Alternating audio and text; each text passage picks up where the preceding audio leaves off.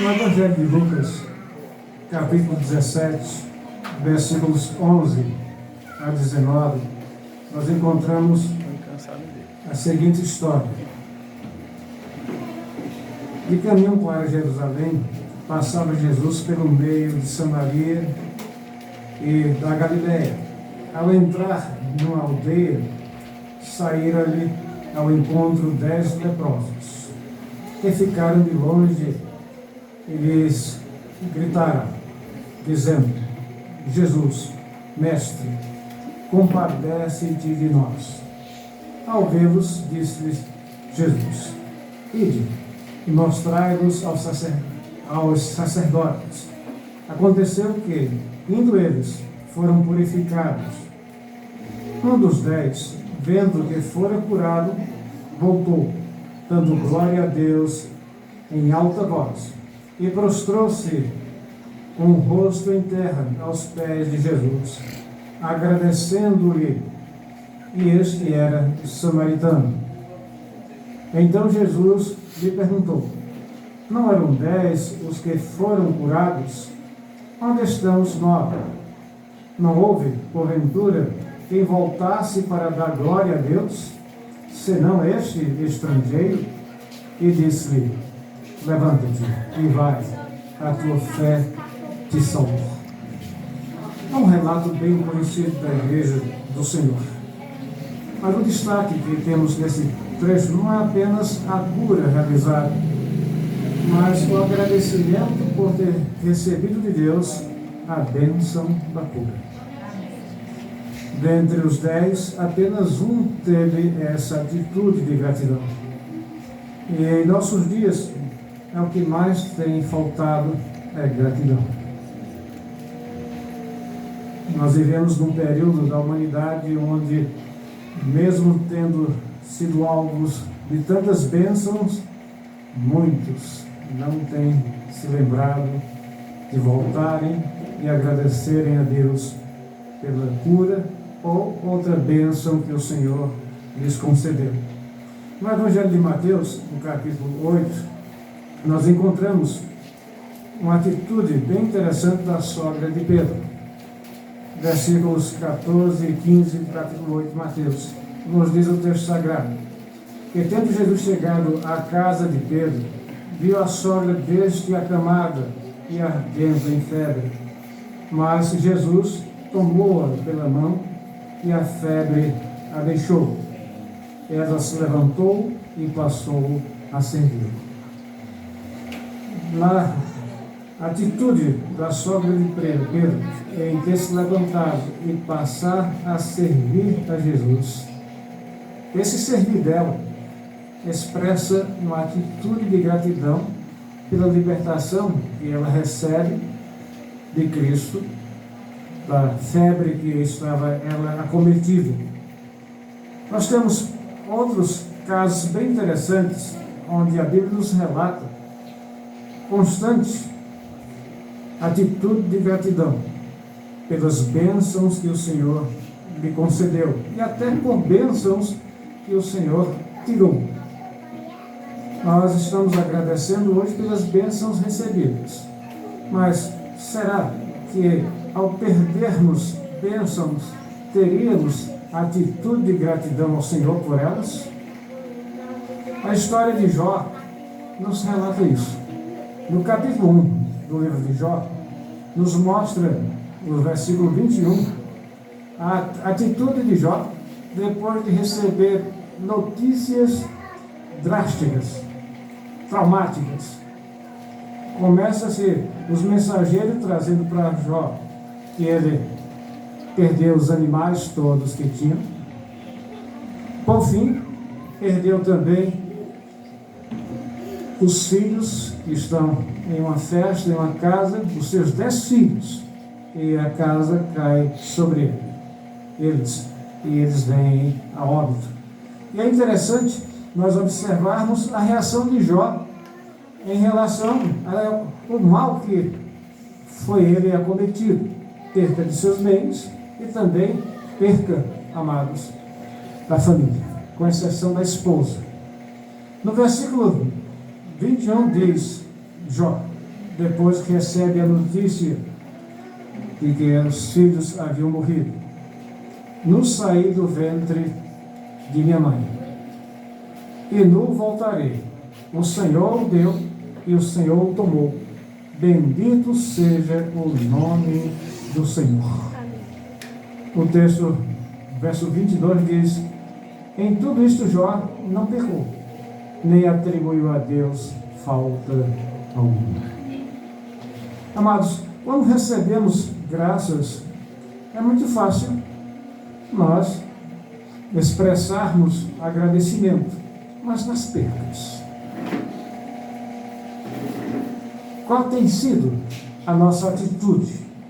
De murmuração, lamento, praguejar Deus, afastar-se de Deus, afastar-se da comunhão daqueles que nos amam, abandoná-los, aqueles que até nos socorreram no passado e nós os esquecemos.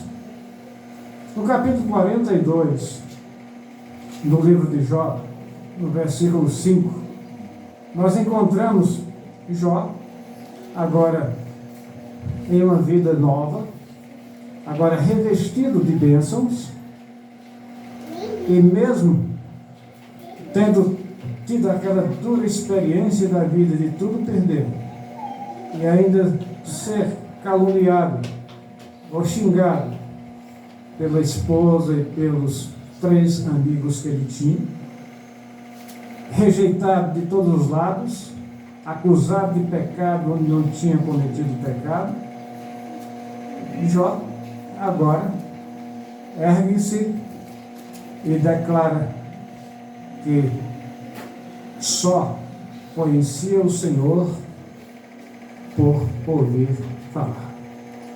Mas no momento, os seus olhos o contemplam como ele é. Jó, nesse versículo 5, declara uma gratidão profunda a Deus, por Deus o ter feito conhecê-lo mais profundamente. Não só conhecer Deus na abastança, mas conhecer Deus também no sofrimento. Deus não se afastou de Jó, nem no momento da alegria, nem no momento da dor.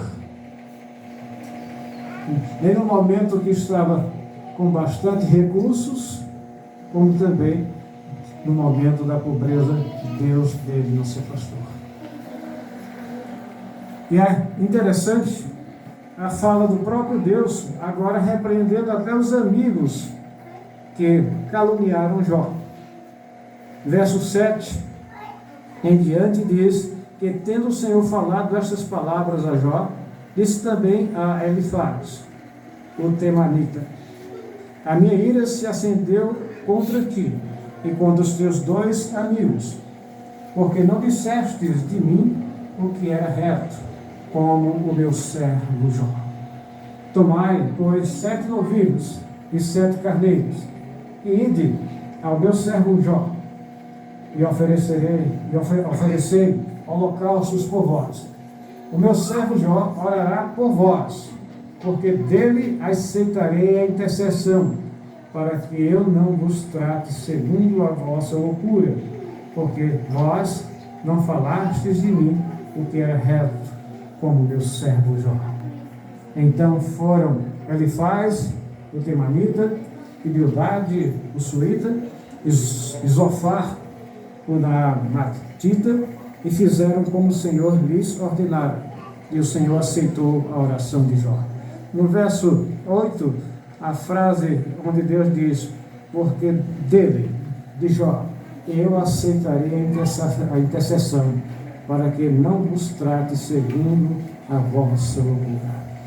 O prestígio que Jó passou a ter diante de Deus, depois de toda a prova que ele enfrentou. Amados, ele não arredou da comunhão com Deus, nem na abastança, na saúde, nem na pobreza e na doença. Deus era o seu Deus, independentemente de circunstância que ele estivesse passando. Eu gostaria, amados, que nós aprendamos a ter um comportamento de gratidão a Deus, de fidelidade ao Senhor, mesmo quando as coisas nos faltarem. São poucos que têm um comportamento feito Jó. São poucos que têm um comportamento como o ex-leproso. São poucos. São poucos os que têm um comportamento como teve também a sogra de Pedro. Levanta-se após a cura e vai o quê? Servir ao Senhor. Ela não foi se banquetear em outro canto, ela foi fazer o que era necessário para o seu Senhor. No Salmo 116, nós temos também uma atitude desse salmista que serve de exemplo para nós. A partir do versículo 1 até o versículo 14, diz o salmista: amo o Senhor, porque Ele ouve a minha voz e as minhas súplicas, porque inclinou para mim os seus ouvidos. Invocá-lo-ei enquanto eu viver. Laços de morte me cercaram, e angústias do inferno se apoderaram de mim. Caí em tribulação e tristeza.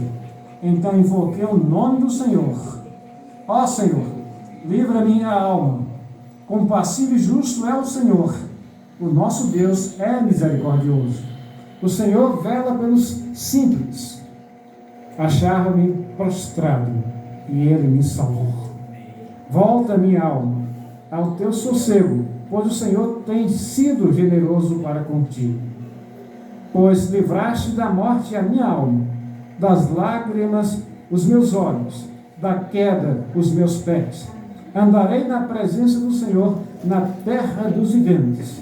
Eu cria, ainda que disse, estive sobremodo aflito. Eu disse na minha perturbação, todo homem é mentiroso. Que darei ao Senhor por todos os seus benefícios para comigo? Tomarei o cálice da salvação e invocarei o nome do Senhor. Cumprirei os meus votos ao Senhor na presença de todo o seu povo. Amados, o versículo 12 nos traz uma expressão que significa entregar a vida ao Senhor completamente. Quando ele questiona, que darei ao Senhor por todos os seus benefícios para comigo? Aí no verso 13 ele responde, tomarei o cálice da salvação e invocarei o nome do Senhor. Essa mesma expressão nós já encontramos em Êxodo, no capítulo 2, versículo 29, e outras passagens paralelas, onde significa nada mais do que dedicar a própria vida em gratidão ao Senhor. É por isso que Jó disse, não nasci, né? E não voltarei. E ele glorifica o nome do Senhor por todos os seus benefícios. Eu gostaria que todos nós tivéssemos a atitude que teve Jó, a atitude que teve a sogra de Pedro, a atitude que teve aquele ex-leproso, de nos voltarmos para o Senhor, para dedicarmos a nossa vida ao seu serviço. Não ficarmos apenas no falar.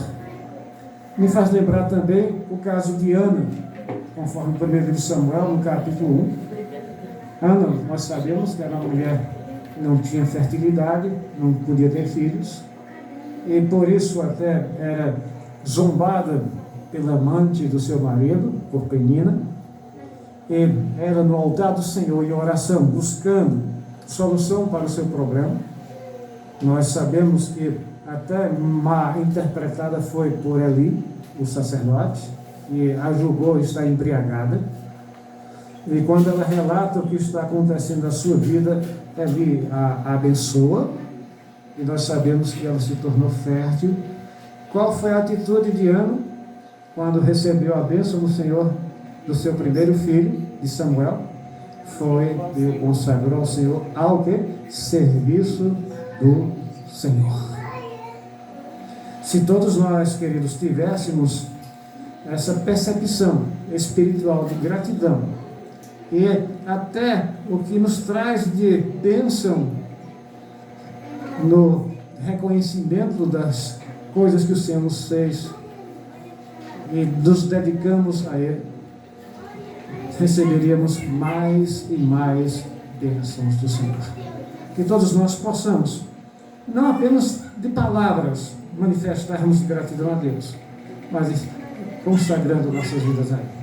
É como o salmista no Salmo 116, ele diz: que darei ao Senhor por todos os seus benefícios? Ele diz: entregarei ao que a Ele? A minha vida. Tem um hino, não me lembro toda a letra dele, apenas uma frase, onde diz que se desse ao Senhor toda a sua vida, todos os seus recursos e outras coisas mais, ainda seria pouco pelas bênçãos que o Senhor nos tem dado. Muito pouco. Eu estou com 61 anos, são 40 anos de ministério na região, e quando eu olho para o rebanho, eu digo: Senhor, não fiz nada por todas as bênçãos que Ele nos tem dado. Olho para vocês e outros rebanhos e digo: não alcançamos ainda a nossa terra de Bom Conselho, Terezinha, Rainha Isabel, Lagoa do Ouro, completamente. Tem muita gente para se alcançar. Como posso agradecer a Cristo por Ele ter morrido na cruz em meu lugar, dedicando minha vida, e mesmo minha vida sendo de 61 anos ou um pouco mais, ainda é pouco para agradecer ao Senhor por tudo que Ele fez e tem feito e ainda fará por todos nós. Que Deus continue abençoando a todos em nome de Jesus. Amém.